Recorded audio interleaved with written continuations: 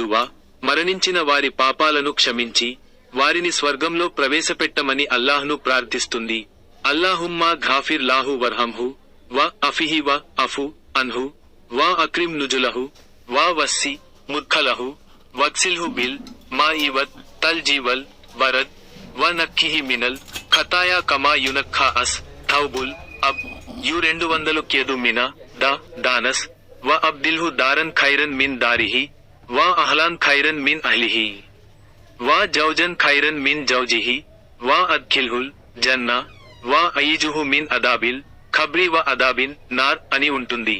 దీని అర్థం, ఓ అల్లాహ్, అతనిని క్షమించు, అతనిపై దయ చూపు, అతనికి శాంతిని ప్రసాదించు మరియు అతనిని క్షమించు.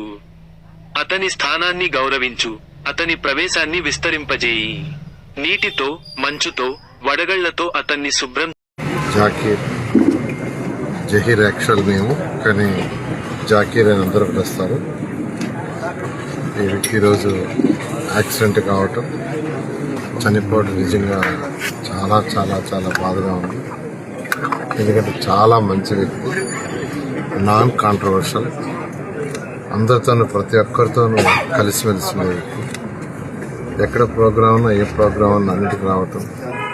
ఈరోజు నిజంగా తెలుగుదేశం ఒక మంచి కార్యకర్తని ఈరోజు పోగొట్టుకుంది.